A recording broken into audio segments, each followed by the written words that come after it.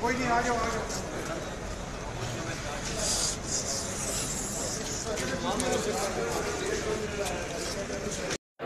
District court के ताज़ा तरीन मनाजिर आप देख रहे हैं कि जिस तरह से सिक्योरिटी के इंतज़ामात है, कैंटीन के अंदर भी पुलिस ही पुलिस है। और ये आपको हम मनाजिर इस वक्त दिखा रहे हैं डिस्ट्रिक्ट कोर्ट से।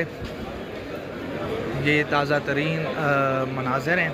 ये आप देख रहे हैं इस वक्त पुलिस की एक बड़ी तादाद जो है इस वक्त कैंटीन के अंदर मौजूद है। और इसके साथ साथ जो कमरा अदालत है उसके बाहर के भी मनाजिर हम आपको दिखाते हैं। जी, तो ये कमरा अदालत के बाहर के मनाजिर हैं। पुलिस इस वक्त यहाँ पर मौजूद है, सिक्योरिटी हाई अलर्ट है। ये आप इस वक्त मनाजिर देख रहे हैं वार्ड,